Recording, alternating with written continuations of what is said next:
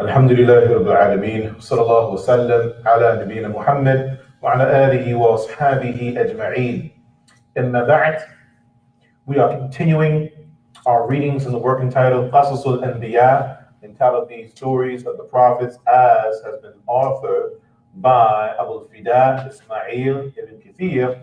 May Allah be exalted with so extensive mercy upon his soul, as he passes in the year 774 Al-Hijri, on this sixth day of the month of Sha'ban of the year 1442 Al-Hijri, coinciding with what is now the 19th of the month of March of the year 2021 Al-Damadai. And in our previous sitting, we concluded speaking to the hadith of Shafa'ah, speaking to the hadith of intercession, as it relates to the people, humanity, going to Adam alayhi salam to ask him to intercede on our behalf on the day of resurrection.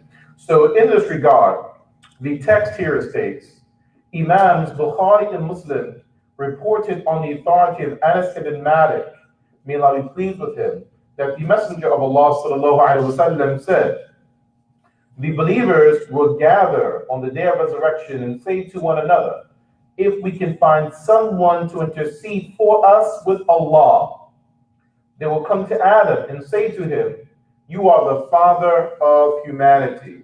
Allah created you with his hands and ordered the angels to prostrate to you and taught you the names of everything. With respect to the verse, then he displayed them before the angels and said, tell me the names of these, if you are truthful. Hasan al-Basri, may Allah bestow expansive mercy upon his soul, he said, when Allah created Adam, the angels said that Allah does not create anyone except that we are more knowledgeable. Thus, they were tested with this. Hence the saying, if you are truthful. We have mentioned other opinions regarding this in our book of Tafsir. And of course, this is Ibn Kathir referring to his famous work that we call the Tafsir of Ibn Kathir. The angel said, as comes in Al-Baqarah verse number 31, glory be to you. We have no knowledge except what you have taught us. Verily, you are the all-knowing, all-wise. The meaning is that glory be to you, that anyone could gain knowledge about anything except by you teaching. This is mentioned in the following verse. They cannot encompass anything of his knowledge except what he wills, as has come in the chapter of Baqarah, verse 255, renowned as Ayatul Kursi. The verse is a footstool. In Allah, the glorious and the exalted, he said, O Adam, inform them of their names. Then, when he had informed them, Allah said, didn't I tell you that I know the unseen of the heavens and the earth, and I also know what you reveal and what you conceal? The meaning is that Allah knows the hidden just like he knows the open and apparent things. It is said that the meaning of I also know what you reveal was a refutation, a rebuttal of the saying of the angels, will you place therein one who will make mischief on it? Similarly, it is said that the meaning of and what you conceal is to rebut the shaitan, is to rebut Satan, alaykum salam, wherein he concealed his arrogance against Adam. This was the opinion of Sa'id ibn Jubayr, Mujahid, As-Suddi, Ad-Dahhak, Ath-Thawri here is Sufyan al-Thawri, and also the opinion preferred by Ibn Jarir. Ibn Jarir is Ibn Jarir al-Tabari. Abu Aliya, Rabi' Hassan, and Qatada said that the saying, and what you conceal is a rebuttal of the saying of the angels that Allah will not create anyone except that they are more knowledgeable and noble than that creation. The verse, and remember when we said to the angel, prostrate before Adam. They all prostrated except Iblees. He refused and was proud. This shows the great honor to Adam from Allah when he created him with his hand and breathed into him the soul of Adam. This is seen in the verse. So when I have fashioned him in proportion and breathed into him the soul that I have created, fall down before him in prostration. Allah honored Adam with 4 things. Again, Allah honored Adam with 4 things. He created him with his noble hand, number 1. 2, he breathed into him the soul which he had created. Number 3, he ordered the angels to prostrate to him. And number 4, he taught him the names of all things. And we have indeed, as it's come down to chapter A'raf, verses number 11 to 12. And we have indeed created you, and then gave you human form. Then we said to the angels, prostrate before Adam. So all prostrated to Adam, except Iblees, for he refused to be among those who prostrated. Allah asked him, what prevented you from prostrating when I commanded you? He answered, I am better than him. You created me from fire and created him from clay. First question.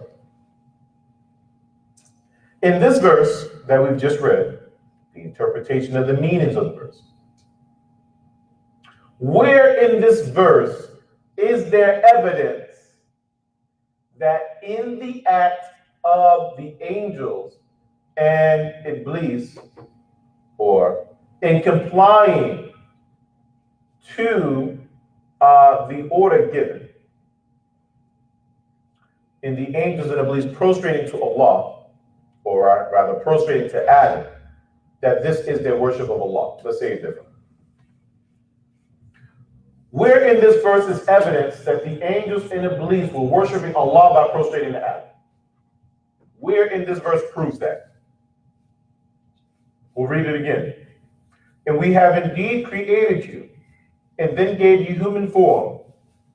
Then we said to the angels, prostrate before Adam. So all prostrated to Adam except Iblees, for he refused to be among those who prostrated. Allah asked him, what prevented you from prostrating when I commanded you? He answered, I am better than him. You created me from fire and created him from clay. Yes. Go ahead. Good. Allah commanded them to do so. That's correct. So he states, when I commanded you. So the commandment is coming from who? Coming from Allah. So in their obeying Allah is their worship of Allah, not their worship of Adam. Does that make sense? Okay. The verses continue. And when your Lord said to the angel, I'm going to create a human from sounding clay that is from shaped and molded mud. Sounding clay, meaning like hardened clay. Like hardened clay, when you tap it, it's hollow, right? And it has a sound to it. So when I have fashioned him and breathed into him the soul that I have created for him, fall down in prostration to him. So in Allah's mentioning the soul that he has created, meaning this soul is a soul that is a creation of Allah, that belongs to Allah, that he places inside of the body of Adam, not that the soul is from Allah in his essence himself. It's not Allah's soul from his ontology, but rather the soul that is within Adam is a separate creation of his. He creates the soul and then he places it inside of Adam. meaning the soul is not Allah. Correct. Laysa min dhati. Sahih. It is not from this essence. It's not from this ontology. Excellent. So all the angels prostrated themselves except Iblees, who refused to be among those who prostrated. Allah said, O Iblees, why did you not be among those who prostrated? Iblees replied, I will not prostrate before a human who you have created from clay of molded mud. Allah said, get out from here, for you are accursed. The curse will be upon you until the day of judgment. Verses continue.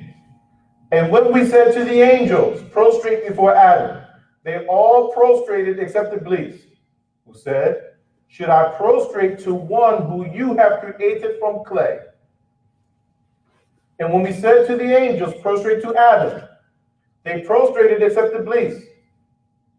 He was among the jinn. This is the verse here, verse number 15, so to Kaf. Evidence that Iblees is from the species of the jinn. He's jinni. He's not from humanity or the angels, but he's a jinn. He turned away from the order of his Lord. Will you then take him and his children as your friend instead of me? Question. Is Iblees utilizing evidence for his position? Because he's clearly taken a hard stance here. Yes. Does he have evidence for his position? Yeah. Yes, he does have evidence. Good. What's the evidence for his position? Being made out of fire and previously made out of clay. Good. That he's created from fire and the human being created from clay. Meaning that the creation of fire and being created from fire is superior to that which comes from clay. That's his argument. How do we classify this type of evidence? What type of evidence is it? Good. Yushak says qiyas, it's analogy. The rest of us say what? What kind of evidence is it? Huh? Batil. Good. That's correct. This is an incorrect use of an evidence. That's correct. But it is evidence nevertheless. What type of evidence? What category would it fall under? What do we think? Well, you said last week it was racist. It's racist. Okay, good. Good. So in Islam, what are some of the types of evidences that we have within our faith? When we're saying this thing is an evidence for that, what is the thing that we're saying is an evidence? Like what? What's considered an evidence in Islam? Quran, Sunnah, Qiyas, good, analogy. Ijma', right, scholarly consensus. What else? These are the four main ones. There are others though. What else? Okay, knowledge. Let's go with the aql. So reason, right? Reason, intellect, good. Sometimes the urf, sometimes culture is utilized as evidence within our faith. Sometimes the lugha, sometimes the Arabic language is utilized as an evidence. Sometimes the statement of a companion, called a sahabi.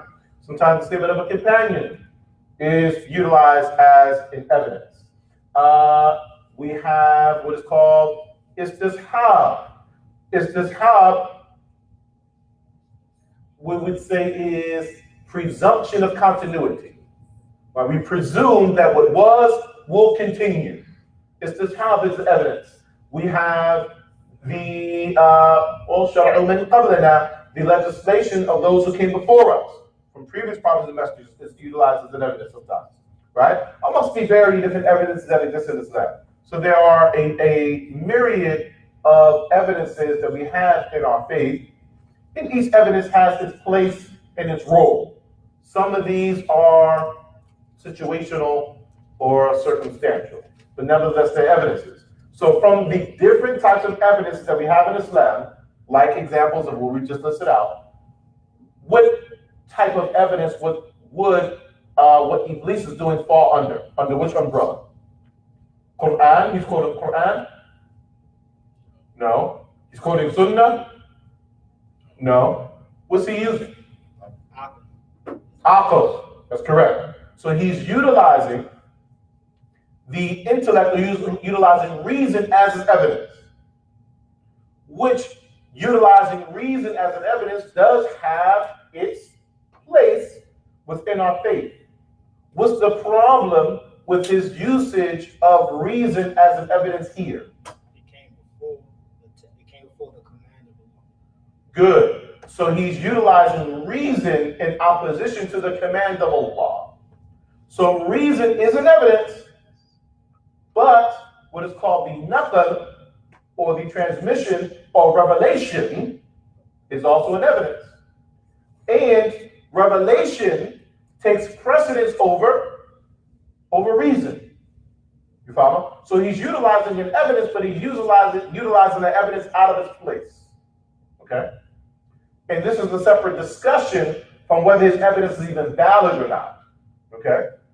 So clearly, the evidence he's using is not valid evidence because his argument doesn't necessarily hold that fire is superior to clay. That evidence itself doesn't hold. But what he's utilizing as an evidence is reason. The problem with utilizing reason is that he's placing reason over revelation, when the proper methodology is to place revelation over reason. And when we place revelation over reason, sound intellect will then be in conformity with revelation. And reason that is not sound, intellect that is not sound, will not be in conformity with revelation, which is the case here, meaning that his reasoning was off. Okay. Then Shaitan started giving reasons as to why he did not obey Allah. Started giving reasons. This is his proof now. He's utilizing the intellect as his, or logic as his evidence. However, his reasons were worse than his original sin. As Allah said in Surah Isra, chapter number 17, verses 61 through 65. And remember when we said to the angels, prostrate yourselves before Adam. They all prostrated except Iblees. He said, should I prostrate to one whom you created from clay? He further said, see this one whom you have honored above me. If you give me respite to the day of resurrection, I will surely mislead his offspring, all but a few. He, meaning Allah, said, go, and whoever of them follows you, surely hell will be the recompense for you all, an ample recompense. And excite any of them whom you can with your voice, and assault them with your cavalry and your infantry. Share with them in their wealth and children, and promise them. But Shaitan promises them nothing but deceit. Verily, my servants, you have no authority over them, and all sufficient is your Lord as a guardian. So meaning the people who submit their will to Allah in truth, and the more we become his servants, the less influence Iblees has over us. And he said in Surah Al-Kahf, and remember, Surah Al-Kahf, verse number 50, and remember when we said to the angels, prostrate before Adam. They all prostrated, except Iblees, who was one of the jinn. He diverted from the order of his Lord. Will you then take him and his progeny as your friend than me? The meaning is that he disobeyed Allah willfully, not of pride. It was due to his nature that misled him, since he was created from fire. Imam Muslim reported on the authority of Aisha, may Allah be pleased with her, from the Prophet sallallahu alaihi wasallam, that he said, the angels were created from light, and the jinn were created from excellent, searing fire, and Adam was created from what has been described to you. We'll add a couple points here. In the verse in Surah Al-Kahf, interestingly enough, just as Adam has a progeny, this verse is affirming that Iblees also has a progeny, which would then lead some amongst the people of knowledge to come to the conclusion that just as Adam is the father of humanity, then Iblis is the father of the jinn. This is a view among scholars for this reason. Okay. And there are those that would oppose that. It is not binding that he has to be from the first of the jinn in order to have progeny that comes from him. The second point we mentioned here is concerning the creation of the human being and the jinn. The human being is created from clay, from surface earth, okay, from soil, clay, mud. Yet, when Adam is created, our Lord brings the surface earth from different corners, different areas of the earth. And depending on where you're at in the earth, what changes with that soil? The color of the soil changes. Excellent. So our Lord is bringing all colors and combining them inside of Adam, which is interesting because as we mentioned previously, the word Adam itself means what? Good. It means to be of darker hue. It means to be of a darker color. Okay? If we're being very lax, we can say black. If we're being technical, it means that he is of a darker hue. So what is interesting is that when you have this darker hue, you can bring all colors forth from it. But it's not necessarily the truth that you can bring all colors from the other colors. Okay. When we speak to the creation of the jinn, and we say that they're created from fire, this is true, but they're actually created from, if this is a flame, and when you look at the flame, you'll see that it has some color in its body. But then as you get to the top of that particular flame, you'll see that it begins to lose some of its color. But you'll see the heat waves that are there. Okay? So the tip of the flame, the top of the flame, that's what the jinn are created from. The orange part, the bottom most of the time is kind of blue. Mm-hmm. If you look at a match, Mm-hmm. and then the top part kind of gets orange or yellowish. Mm-hmm. And then you go higher, right? That's when you look at a flame. That's true. Look at the very, very tip, the very top portion of the flame, right? That's what they are created from. Moving forward, Hassan al-Basri, may Allah bestow His best and mercy upon his soul. Hassan al-Basri, who passes in what year? Hassan al-Basri, who passes in what year? Homework question. Hassan al-Basri, may Allah bestow mercy upon his soul, he said, Iblis was never among the angels, or one of them at any time. And Shah ibn Hushab, he said, he was one of the jinn. Listen to this. Then when they caused corruption on the earth, who's they? The jinn. Then when they caused corruption on the earth, Allah sent to them an army of angels who killed them and made them flee to remote islands. Iblis, Shaitan, was one of those, was captured and taken to the heavens, and thus he stayed there. Then, when the angels were ordered to prostrate before Adam, he refused to do so as commanded. End quote. Allah states in the chapter Sod, remember when your Lord said to the angels, I'm going to create a human from clay. So when I have fashioned him and breathed into him the soul which I created for him, fall down in prostration before him. Then all the angels prostrated, all of them except Iblis. He was arrogant, and from those who disbelieved, meaning arrogance leads to disbelief. Kibr leads to kufr in its end. He said, meaning Allah, O Iblis, what prevented you from prostrating before whom I created with my hands? Meaning Allah established the evidence against the creation to remove any excuse for them not to prostrate. He honored this creation by creating with his own two hands, and then he gave the order. Remove an excuse for disobedience. Are you haughty, or are you one of the high ones, one of the exalted ones? Iblees said, I'm better than him. You have created me from fire, and you created him from clay. He said, meaning Allah, then get out of here, for verily you are outcast, and verily my curse is on you till the day of recompense. He said, Iblees, my Lord, then give me respite till the day the dead are resurrected.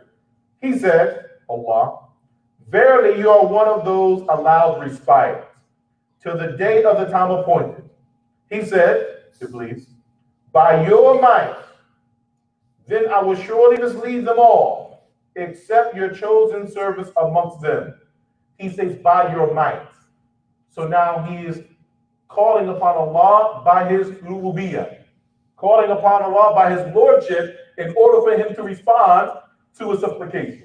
For by Allah's rububiyyah, by his lordship, he responds to those who believe and those who disbelieve in him. So he's intelligent in his approach. He said, meaning Allah, the truth is, and the truth I say, that I will fill hell with you and those of them, humanity, that follow you together. Chapter saw here, verses 71 to 85. And he states in the chapter A'raf, verses 16 through 17. He said, Iblees, because you have led me astray, surely I will sit and wait against them, humanity, on your straight path, path of Allah. Then I will come to them from before them, and from behind them, and from their right, and from their left. And you will not find most of them as thankful ones. Point. Iblees declares that he will come to them from before them, from behind them, from their right, for the camera, from the right, and from the left. So he's coming from all directions except above, because Allah's mercy descends from above, and he cannot stop Allah's mercy, regardless of his efforts. So the happy people are those who oppose Satan, and the ruined are those who follow him. Imam Ahmed ibn Hanbal, passed in the year 241 after the Hijrah, reported on the authority of Sabra ibn Abi Thaka that he heard the Prophet ﷺ say, verily, Satan lies in wait for the children of Adam on every path. The Quranic exegetes differed concerning the angels who were ordered to prostrate before Adam alayhi salam. They differed as to whether they were all angels, as is indicated by the verses, or were they angels on the earth only. The majority of the scholars held the first opinion, that they were all angels, and not only the angels that are on the earth. Why? Why would that even be a discussion? Which angels are all angels, or just angels on the earth? Why is that a discussion?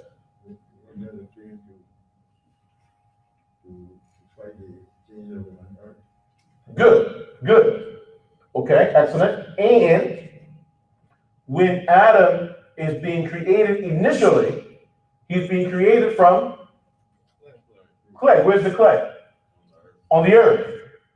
Correct? So if Adam is being created and molded from the earth, this would be indicating that perhaps there are angels in this vicinity on the earth. You follow?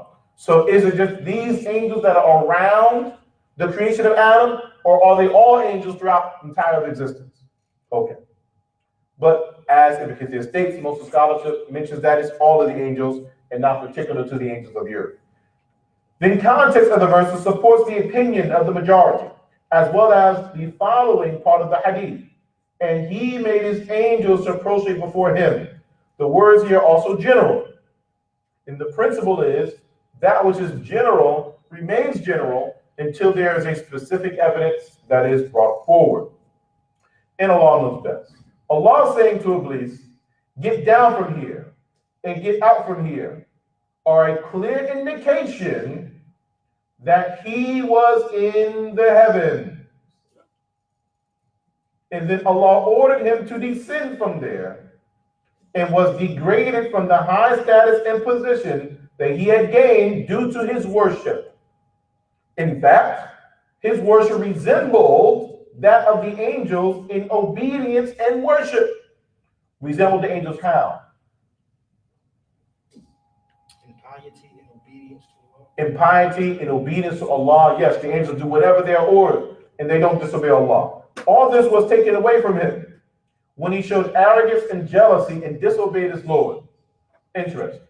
With worship, with piety, with all the effort that we put forth in our worship, arrogance, jealousy, and disobedience can corrupt, can decrease, or invalidate all the worship that we're doing. Which this enters into an interesting discussion that we're just going to expose us to. We're not going to enter into. Which has more value with Allah? Which one of the two is greater? Act of obedience or abstaining from disobedience? Which one is greater with Allah? Scholarship debates on this. Thus, he was thrown down to the earth in utter humiliation and banishment. He was thrown down to the earth, meaning who? Meaning the jinn, meaning Iblees.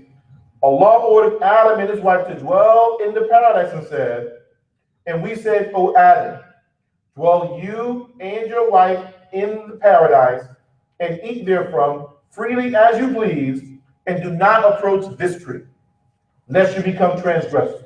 Al-Baqarah verse 35. And he states in the chapter A'raf, chapter 7, verses 18 through 19.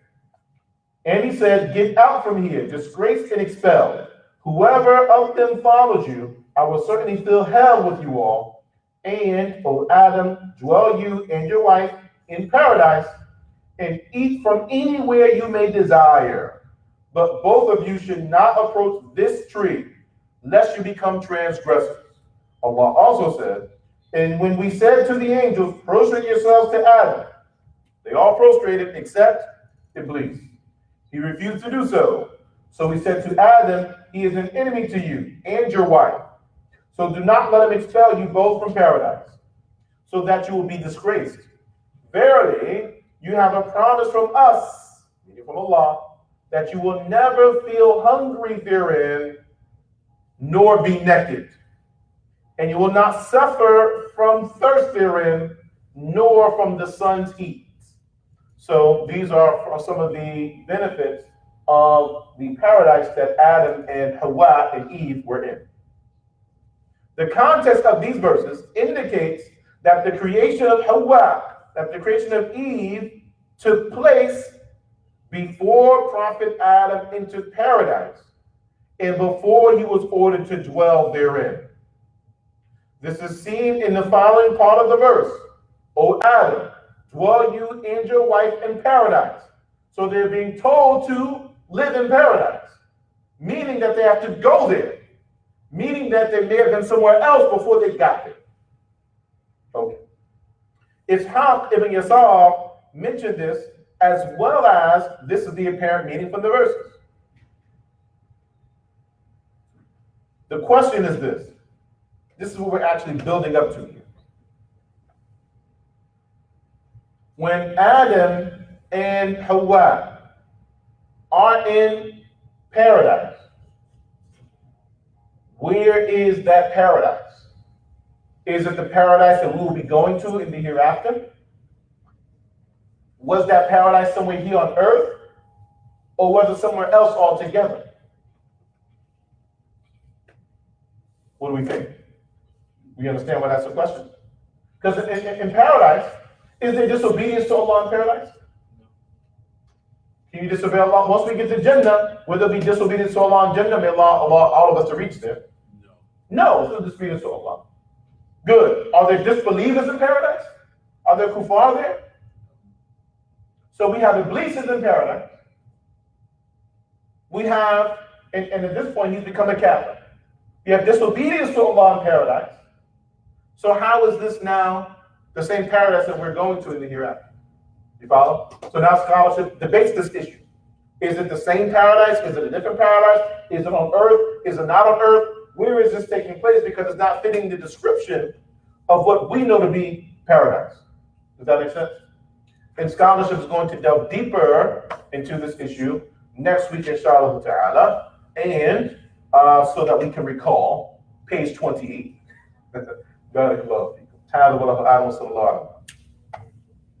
Questions? Yeah, I thought about the notion that nobody has ever seen paradise. No one has ever seen paradise. So Ah, good. There is in paradise what no eye has ever seen, what no ear has ever heard, and what no heart has ever conjured. Right? We know this hadith, right? So then this is something else interesting. So then how were they there when they saw it and they experienced it? Excellent. Yes. When you read when the jinn was like on earth and destroying, fighting and stuff like that. Yes. Then a bunch of angels came to stop it. But that's not in Quran, is it? I never read that in Quran. No, that's going to be in the tafsir of the Quran. But that's a strong opinion. I don't get the connection with that. I don't get the connection. And another thing is that when Allah tells the angels to bow down to Adam, the angels is also the jinn. The jinn is within those angels. Yes. Right? Yes. But Iblees is in the company of the angels. so I don't like how that's written. You know, I don't like how that's written. To me, like I told you before, the jinn, Allah talks about balance a lot in the Quran. Mm-hmm. So to have good, you have to have evil. Mm-hmm. You know, and so Allah, just like right now on the earth, we got good and evil everywhere. Mm-hmm. Okay, so Allah had to make evil, and the jinn became the evil in the world today. So Allah, as I said last week, when Adam was standing on the earth, he didn't have no soul inside of him, no spirit inside of him, right? The jinn went through the whole cavity of Adam and said that, hey, this piece of clay right here is weak. He probably already had that in his mind.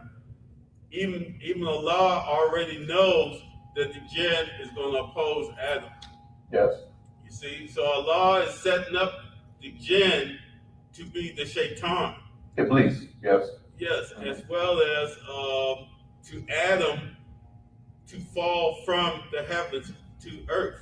Yeah. Allah is setting all that stuff up, but you guys, you don't say it like that in the books. When you gotta when you read it, you don't say that.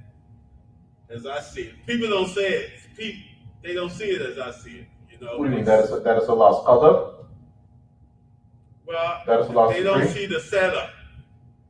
Just like when Adam and Eve falls, they don't say that, hey, Adam and Eve, I'm going to punish you, but first I have to make the earth. No, the earth is already there. Correct. You see, when Allah punished Adam and Eve, boom, they on the earth.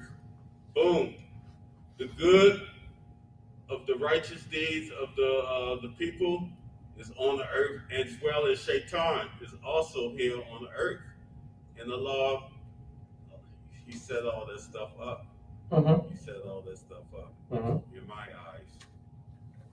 True. So these accounts, we're coming. These accounts are from the perspective of the creation and the responsibility of the creation toward themselves and toward Allah. This is not from the perspective of Allah and His responsibility to the creation. Right?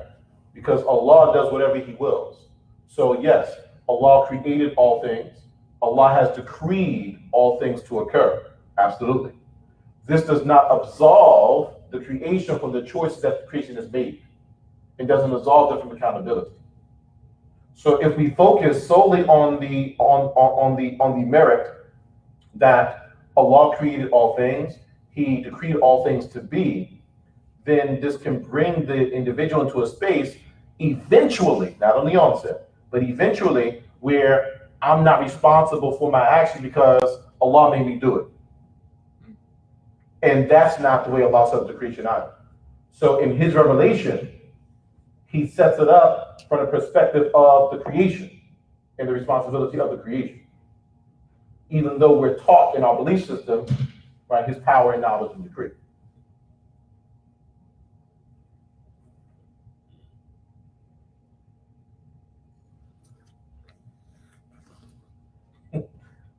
Yes.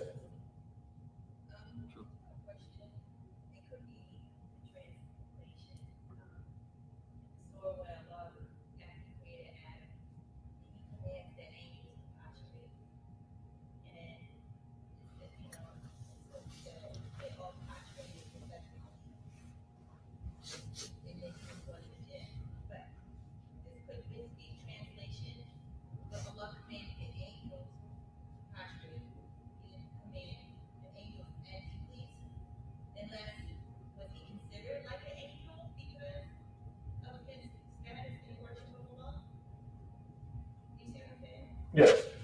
So, yes. So the orders for the angels, that's correct. But because Iblees is in their company, the commandment covers him too, right?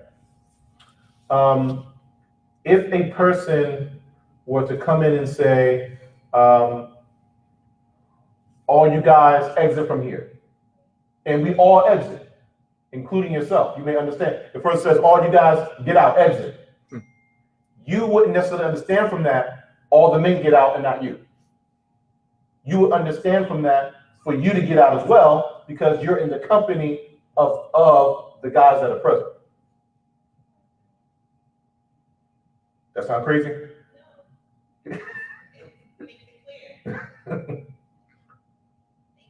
No, thank you. Yes. Okay. Also, coming back. It's coming back. Yes. Also, when you see Allah's creation, the animal kingdom. Let's say the animal kingdom. Adam is not here yet.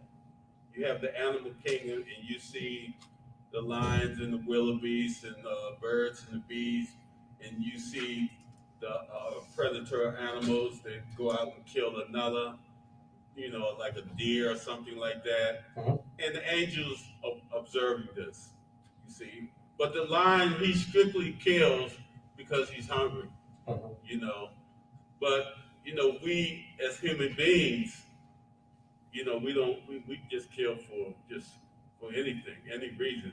So when the angels tell Allah, will this being that you're creating, Adam, will he do mischief? We shed blood, yeah. Yeah, shed blood. So to me, the angels, they don't see wrong. They don't see nothing wrong in Allah's creation because, again, the animals just kill because they're hungry. They want somebody to kill for spite, for malicious. Okay? So this is why they asking Allah, this question. You see, and I don't see the jinn, as you said in your book, making havoc. I don't, because you saying the jinn at the time when Allah tells the angels to prostrate to Adam, the jinn is in the ranks of the angels. No. So okay, so let's enter here. So there's a difference between the jinn as a species and Iblis as an individual. The jinn as a species are on earth. Iblis as an individual is taken to the heavens. Not all the jinn. So when Allah tells the angels to prostrate to Adam, where are they? They all up in heaven right now. They are on earth. Okay, good. So they, you mean by that? They meaning the angels and the jinn. Although the jinn are on earth. The Quran just says for the angels to prostrate. The Quran doesn't mention the jinn. That's correct. The Quran doesn't mention. But I'm saying they because I'm kind of giving them their place. It wasn't an order for the jinn to prostrate. It was an order for the angels. So if it wasn't an order for the jinn, so why is Allah admonishing the jinn for not prostrating? Not the jinn, Iblees. Just one jinni, Iblees, not the entire species of the jinn. The species of the jinn weren't ordered to prostrate. My understanding is the jinn, Shaitan is a jinn, right? Yes. Okay, the jinn, this particular jinn, his name was not Shaitan. He did not become Shaitan until he disrespected Allah. He didn't obey. He didn't give respect to Adam. Right. Before that, he's not Shaitan, right? Right. His name, Iblees. He's Iblees. His name is still Iblees. Iblees. Yes, that's his name. Even though before the act, he's still Iblees. That's his name. Oh. That's his name. Iblees isn't synonymous with Satan per se. It's not? No. Iblees became Satan. Right. But his name is Iblees.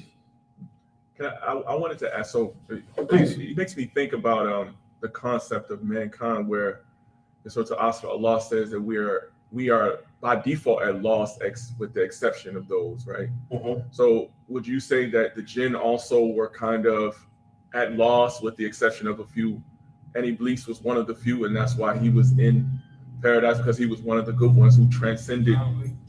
He transcended that. And for me, like when I look at the angels, and the reason also their assessment of us also is that it was really the nature of free will that they had seen in the destruction of the jinn also as well, because they saw the combination of Allah's creation and free will with the jinn before us, and they saw the destruction that they did. So why wouldn't we do anything different? But Iblis was an exception, like we can be an exception in mankind. Like most mankind is, fire is going to be filled with what? With men and stone. So is that also like, is that basically what's happening here, where Iblis was an exception? Yes. And maybe that's what, like, so when it sounds like what you're doing is you're saying Shaitan or Iblis is all jinn, when Iblis was not. He was an exception because he was good at that point. Until that, he was actually good, but there were the vast majority of jinn were not. Correct? Correct. Okay. All right. Also, we'll do two things and we'll close. Satan also isn't exclusive to the jinn. Right. Shayateen can be from humanity as well. Right. It's not so Satan is not based on the species. It's based on the methodology of living. Right. Yes. Right. So yes. So for example, let's take something we all know. Surah An-Nas. Right? Let's go through the verses. Surah An-Nas. First verse. Go say, I seek refuge in the Lord of humanity. Right? Well, Nas actually means, if we're being technical, Nas actually means human beings and the jinn. Right? It means both, but we'll say humanity. Keep going. Go a little bit of a Nas. Good. The king of humanity. Good. Good. The deity of humanity. Keep going. Good. Seeking refuge from the evil of the one who flees when Allah is remembered. Okay, good. Keep going.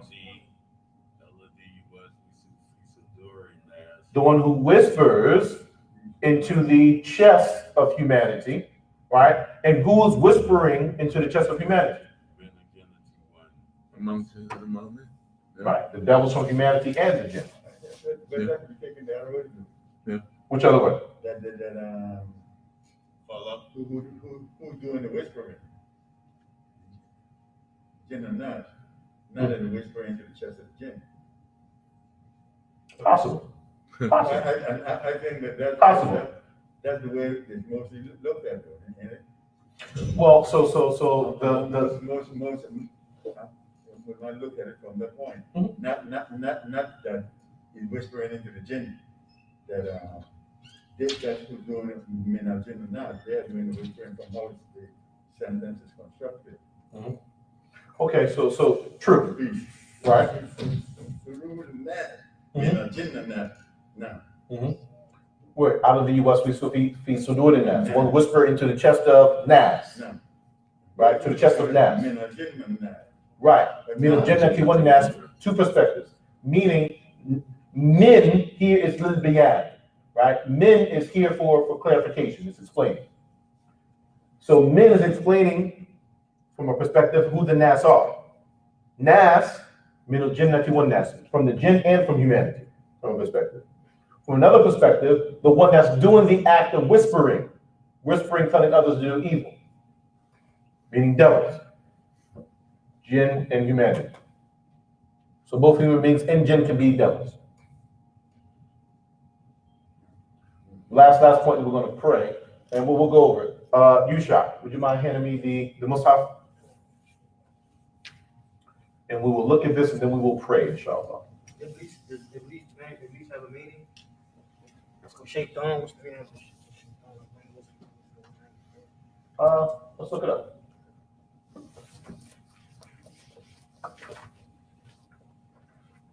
So we are going to Surah Al-Kahf. We're going to the verse that we read earlier. We read it a couple times. We're going to read it directly from the Mus'haf, inshallah. Okay. Here's our verse. وَإِذَا قُلْنَا لِلْمَلَائِكَةِ. And remember when we said to the angels, we here is who? Allah. So remember when Allah said to the malaika, said to the angels, usjudu. He ordered them to make sujud. Ordered who to make sujud? The angels. Okay. Li Adama, to prostrate to Adam. Fasajadu. So they all make sujud. They all prostrated. Illa Iblees, except for Iblees, which from a linguistic standpoint up to this point, we could understand that Iblees was from the angels who was ordered to prostrate. And Allah knows that. So then he clarifies what's meant by Iblees. And then he states, Kana min al-jinn. He was of the jinn. Meaning that he was of the jinn, but he was still embodied in those given the order. فَفَسَقَ عَنْ أَمْرِ رَبِّهِ. So then he disobeyed the order of his Lord, Iblees. Right? It doesn't say Shaitan, it says Iblees. أَفَتَخِذُونَهُ وَذُرِّيَّتُهُ أُولِيَاءَ مِنْ دُونِي. So will you take him and his progeny as protectors outside of me, meaning Allah? وَهُمْ لَكُمْ عَدُوٌّ. Whilst they are an enemy to you. بِئْسَ لِلظَّالِمِينَ بَدَلًا. What a poor exchange the wrongdoers have made. So the verse is actually pretty explicit in that Iblees was in the company of the angels. All of them were given the order. Iblees disobeyed, and Iblees was a jinn, not an angel. So to Kahf verse number 50. So when do Iblees becomes the Shaitan? Right here. Oh, right. This is the moment right here. Yep. This is the moment right here. In this act, when he disbelieved, he becomes Shaitan. And anyone now who is from his progeny in his army, whether they're jinns or humans, they become devils like him. But some scholars or sheikhs like yourself, they said it was a company of jinns who also disobeyed and went along with Iblees. Some scholars say that. Well, this is what the verse says here. It says, him, well, dhurriyatu, him and his progeny. Same verse as Surah Al-Kahf. So he disbelieves, and then he brings a party of the jinn to disbelieve along with him. Right? From his lineage. Right? So presumably from his children and his grandchildren. Thus and so. But he is the only one jinn that's with the angels at that time. Yes. He's only one jinn in the company of the angels at that time. Yes. And he says, get you down from here. So now Iblees comes back down to the earth. After he declares that he's going to lead human beings and jinn astray. Allah allows him, now he comes back to earth to start doing it. So just two more questions.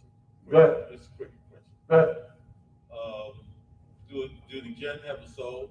Yes. Oh, they have a soul too. Yes. Okay. Now, can the jinn fly? Some. Some. Okay. That's it, brother. Barakallahu. A lot of times when we talking to the English speakers, a lot of